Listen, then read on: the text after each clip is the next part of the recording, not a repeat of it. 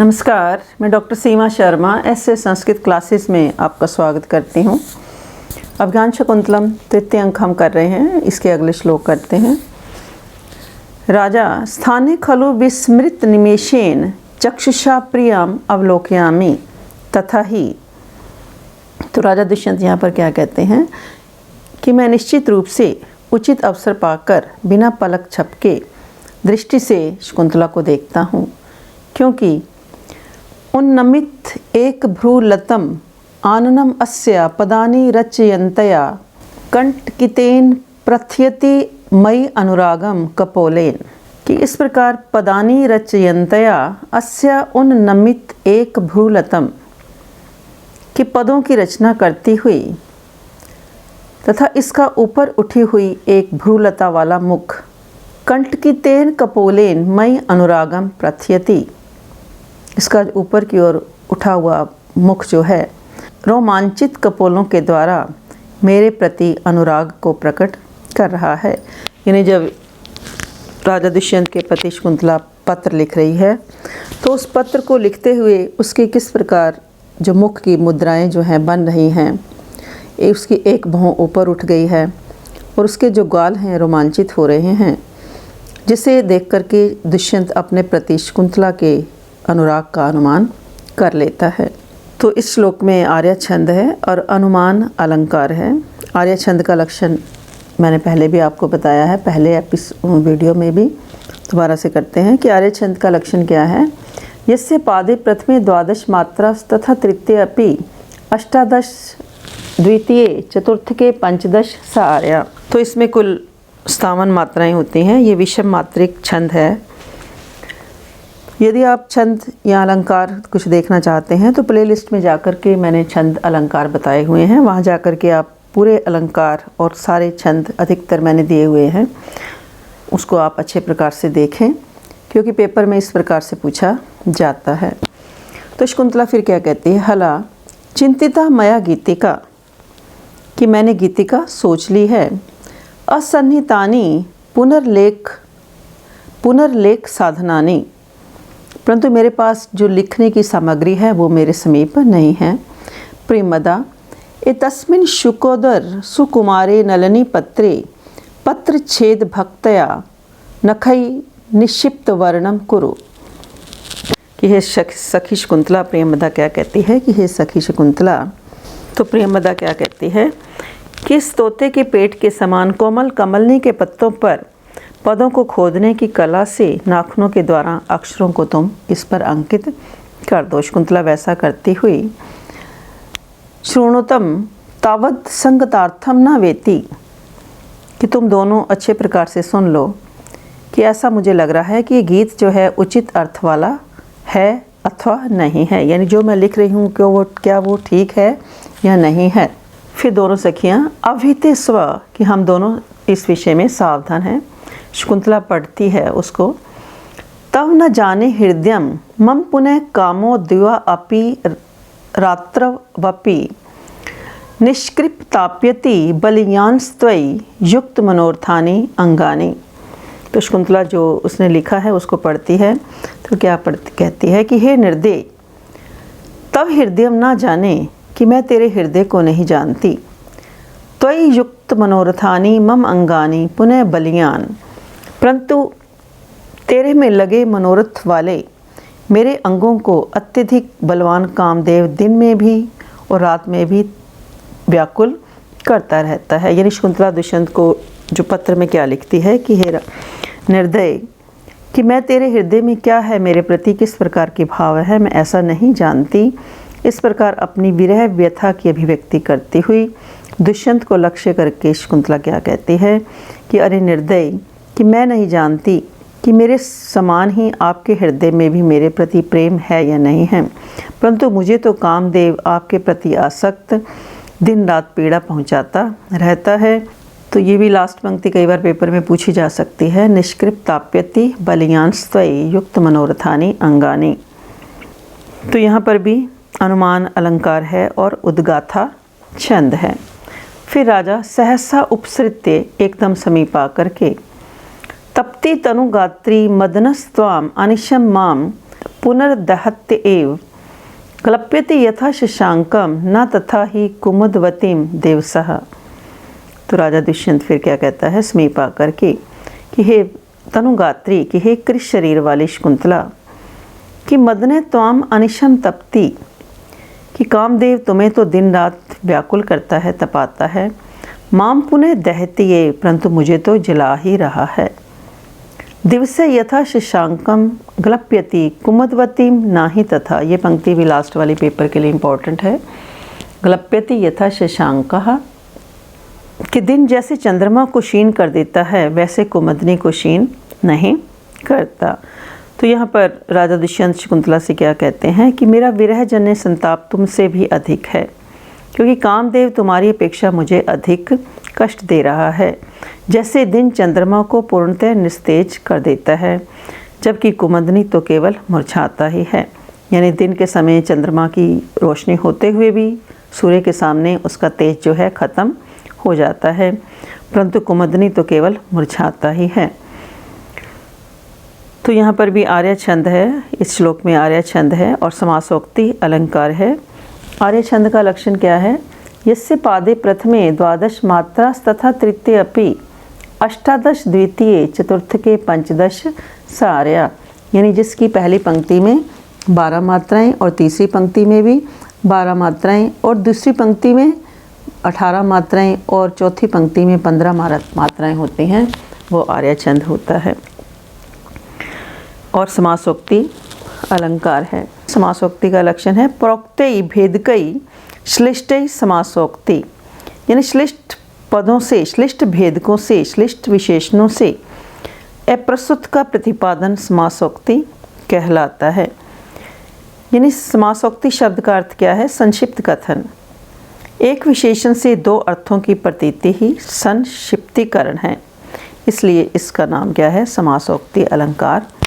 तो ऐसे संस्कृत चैनल को आप लाइक करें, सब्सक्राइब करें और शेयर भी करें। फिर दोनों सखियाँ क्या कहती हैं? विलोक्य स हर्षम उत्थाय, कि देखकर और बड़े हर्ष के साथ उठ करके स्वागतम यथा चिंतितम फलस्य अविलंबिनो मनोरथस्य। इससे पहले शकुंतला ने पत्र लिखा, फिर राजा ने उसका समर्थन किया।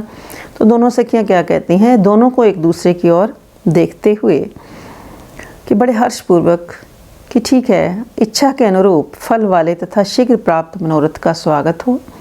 शकुंतला उत्थातुम इच्छति, शकुंतला जाना चाहती है। राजा अलम अलम आयासेन, कि अरे इस प्रकार आप कष्ट मत करो।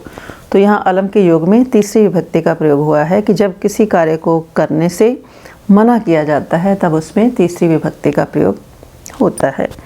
तो अलम अलम आयासेन, कि इस प्रकार आप कष्ट मत करो। संदष्ट कुसुम शयनानी आशु विवर्णित मृणाल वल्यानी गुरु परितापानी नाते गात्राणी उपचारम अर्हंती। राजा दुष्यंत क्या कहते हैं कि इस प्रकार कष्ट मत करो। संदष्ट कुसुम शयनानी, कि पुष्पशैया को दबाने वाले तथा शीघ्र ही मुरझाए हुए कमलनाल के कंगनों वाले, गुरु परितापानी अत्यधिक संताप वाले, ते गात्राणी उपचारम न अर्हंती, तेरे अंग उपचार के योग्य नहीं हैं। यानी तुम्हें मेरे प्रति किसी प्रकार का शिष्टाचार करने की आवश्यकता नहीं है, उठने की कोई ज़रूरत नहीं है।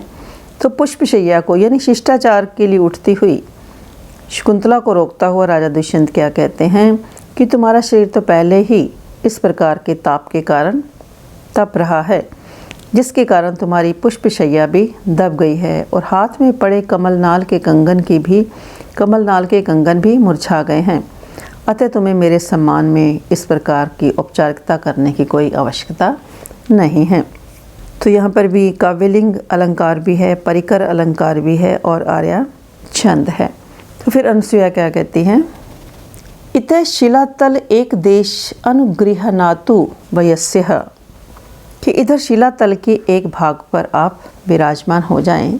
राजा उपविष्टि, राजा बैठता है। शकुंतला किंचित अपसरती, और शकुंतला कुछ पीछे हो जाती है। प्रियमदा महाभाग, कि हे महानुभाव, द्वयोरपि युवयो अन्यो अन्य अनुरागः प्रत्यक्षः स सखी स्नेहे पुनर्माम पुनरुक्तवादिनीं करोति, कि तुम दोनों का वास्तविक जो प्रेम मुझे प्रत्यक्ष दिखाई देता है, किंतु सखी का स्नेह मुझे फिर से कुछ बोलने वाली बना रहा है, यानी मैं कुछ आपसे पूछना चाहती हूँ। तो राजा क्या कहते हैं, उच्चतम कहिए, विवक्षितम ही अनुक्तम अनुतापम जन्यति, क्योंकि कहने के लिए अभिष्ट न कहा जाने पर पश्चाताप उत्पन्न करता है, यानी जो बात हमारे मन में है यदि उसको नहीं कहा जाए तो वो क्या है, पश्चाताप को उत्पन्न करने वाली होती है। ये पंक्ति भी पेपर के लिए इम्पॉर्टेंट है। पेपर में मैंने पहले भी बताया कि इस प्रकार की पंक्तियां जो हैं पेपर में पूछी जाती हैं। तो आप किताब जब आप वीडियो देखें तो बुक खोल कर भी आप खोल के रखें और इस प्रकार की पंक्तियों को साथ साथ नोट करते रहें। यानी राजा दुष्यंत क्या कहते हैं कि इस प्रकार कहो कि कभी कभी यदि हम कोई बात जो तुम मुझे कहना चाहती हो निसंकोच कहो, क्योंकि मन में मत रखो, क्योंकि बाद में तुम मन ही मन दुखी हो जाओगी। ये बात मुझे कह देनी चाहिए थी और मैं भी सोचता रहूँगा कि प्रेमदा क्या कहना चाहती थी। यानी प्रेमदा के प्रति राजा क्या कहते हैं कि जो तुम कहना चाहती हो, शकुंतला के बारे में ये पूछना चाहती हो, वो आप अच्छी प्रकार से पूछ लें। फिर प्रेमदा क्या कहती है, इयं नो सखी त्वाम एव उद्दिश्य भगवता मदनेन इदम अवस्थान्तरम नीता। तो प्रेमदा क्या कहती है कि ये हमारी सखी, इयं नो सखी, नो मैंने अस्माकम, कि ये हमारी सखी तुमको ही इस प्रकार लक्ष्य करती हुई भगवान कामदेव के द्वारा इदम अवस्थान्तरम नीता, इस विपरीत अवस्था को पहुंचा दी गई है। तद अर्हसि अभ्य उपपत्तया तस्य जीवितम अवलंबितम, और इस प्रकार अनुग्रह द्वारा उसके जीवन को सहारा देना उचित है। तो शकुंतला क्या कहती है, हला अलम अंतःपुर विहार परि उत्सुकस्य राजर्षि उपरुद्धेन, किस प्रकार है हृदय में स्थित। शकुंतला क्या कहती है कि अंतःपुर में विहार के लिए उत्सुक राजर्षि को तुम्हारे द्वारा मत रोका जाए। तो राजा क्या कहते हैं, सुंदरी इदम अनन्य प्रायणम अन्यथा हृदय सन्निहिते हृदय मम, यदि समर्थ्य से मदिरेक्षणे मदन बाण हतो अस्मि हतः पुनः। तो ये पेपर के लिए इम्पोर्टेंट है, श्लोक हमारा पेपर में पूछा जाता है कई बार। यह किस प्रकार हृदय में स्थित, हृदय सन्निहिते शकुंतला को संबोधित करते राजा क्या कहते हैं कि हे हृदय में स्थित अनन्य परायणम मम इदम हृदयम यदि अन्यथा समर्थ्य से, ये किसी अन्य के प्रति अनुराग न करने वाले मेरे हृदय को यदि इस प्रकार तुम समझती हो, तो हे मद भरे नेत्रों वाली मदन बाण हतः, कि कामदेव के बाणों से मारा गया, पुनः हतः अस्मि, मैं मानो दोबारा से ही मारा जाऊंगा। यानी राजा दुष्यंत शकुंतला से क्या कहते हैं कि तुम ही एकमात्र मेरे हृदय में स्थित हो, तुम्हारे अतिरिक्त मेरा मन किसी के प्रति भी आसक्त नहीं है, मैं केवल तुमसे ही स्नेह करता हूँ। यदि मेरे विषय में तुम इस प्रकार का भाव रखती हो तो मेरे साथ सर्वथा अन्याय है, क्योंकि मैं तो पहले ही कामदेव द्वारा पीड़ित किया गया हूँ। फिर तुम्हारी इस तरह की बातों से और भी मुझे दुख की प्राप्ति होती है।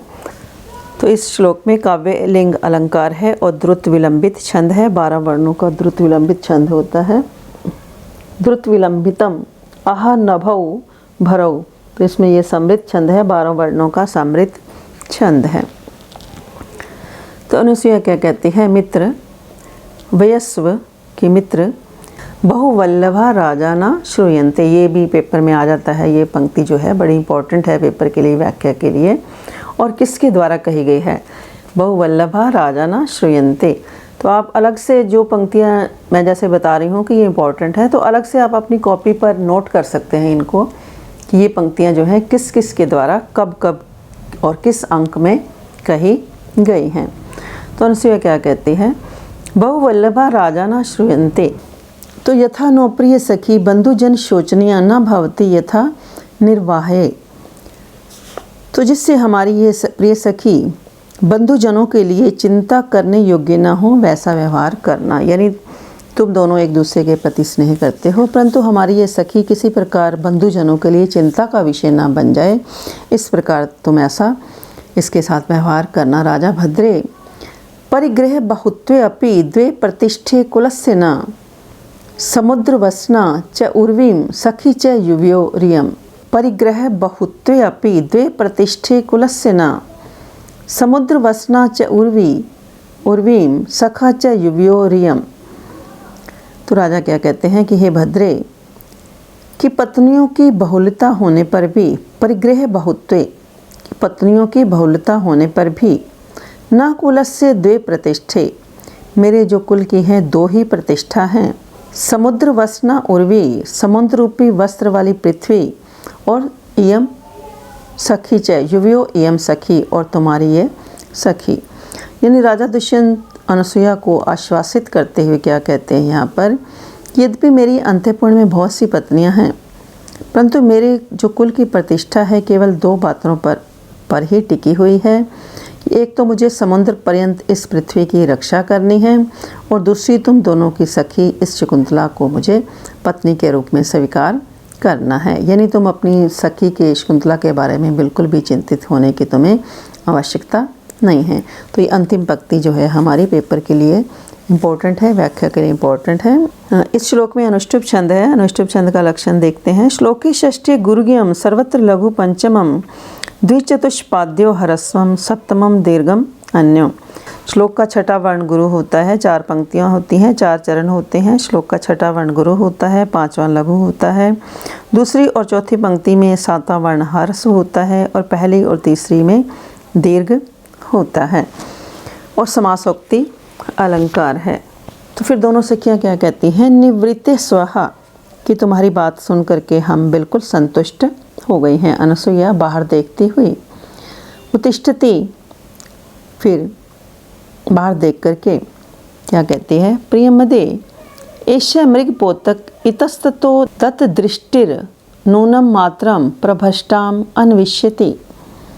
कि हिरण का बच्चा, मृगपोतक मैंने बच्चा, कि हिरण का बच्चा इतस्ततो इधर उधर दत्त दृष्टि डालता हुआ, नूनम मात्रम निश्चित रूप से अपनी खोई हुई माता को, अन्विष्यति मैंने ढूंढ रहा है, तत्संयोजयामि तावद एनम, तो मैं इसको इसकी माता से मिलाते हूँ।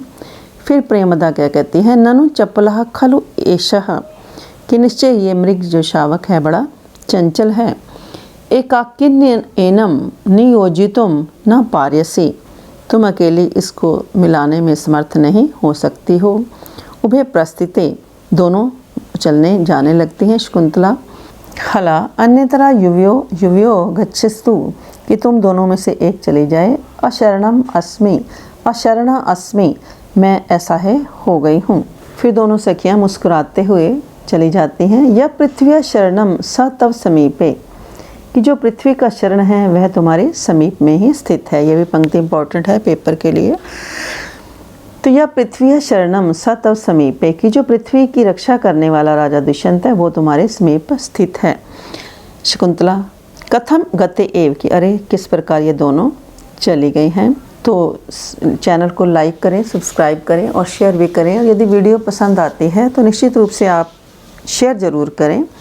तो आज के लिए इतना ही। धन्यवाद। जय हिंद, जय भारत।